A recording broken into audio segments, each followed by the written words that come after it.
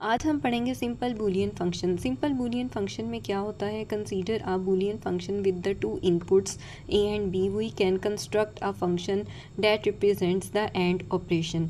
अब हम जो एक सिंपल बूलियन फंक्शन कंस्ट्रक्ट करने लगे हैं उसमें हमने सिर्फ एक ही ऑपरेटर लगाया, वो क्या है, एंड ऑपरेटर।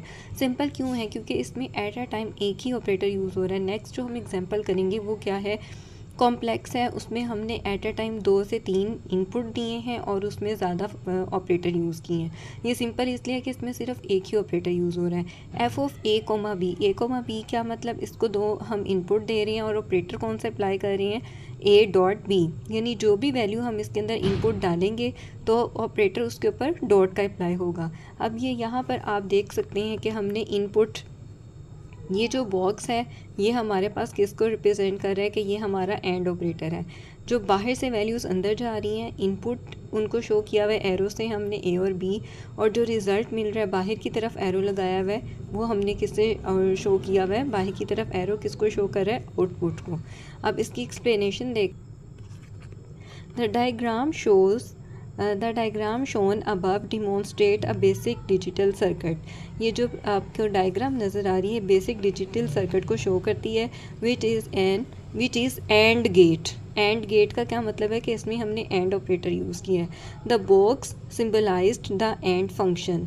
ये जो बॉक्स है ये किसका सिंबल है कि हमने कौन सा फंक्शन यूज़ किया है, एंड फंक्शन। और हम उसको कैसे लिख सकते हैं, F of A comma B is equals to A dot B. This box has two input values A and B. इसमें हम कौन सी दो वैल्यूज़ डाल रहे हैं, ए और B. If both A and, अब चूँकि यहाँ पर एंड ऑपरेटर अप्लाई हो रहा है तो एंड ऑपरेटर के रूल्स लगेंगे।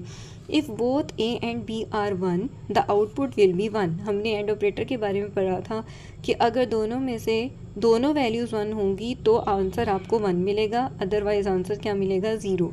इन any other case the output will be zero. The input are shown at the entrance to the box. Box की एंट्री पर हमने इनपुट शो किया हुआ है, ठीक है। वाइल द आउटपुट डिपिक्ट का मतलब होता है जाहिर करना, at the exit of the block, यानी इसका जो वापसी का रास्ता है ये एग्जिट होता है। यहाँ पर हमने किसको शो किया हुआ है, आउटपुट को। The truth table for this function is as follows. अब हम इस फंक्शन का ट्रूथ टेबल बनाएंगे। अब ट्रूथ टेबल बिल्कुल ये सेम वैसे ही है कि आपने ए, अगर हम ज़ीरो देंगे और बी ज़ीरो देंगे तो फंक्शन अब अप्लाई होगा तो आपके पास आंसर क्या आ जाएगा, ज़ीरो, क्योंकि फंक्शन हमने किसका बनाया हुआ है, एंड ऑपरेटर का बनाया हुआ है। इसी तरह अगर ए की वैल्यू ज़ीरो है और बी की वैल्यू वन है तो भी आंसर हमें क्या मिलेगा, ज़ीरो। अगर ए वन है बी ज़ीरो है तो भी आंसर क्या मिलेगा, ज़ीरो। और अगर ए और बी दोनों वन है तो इस फंक्शन में आंसर आपको क्या मिलेगा, वन।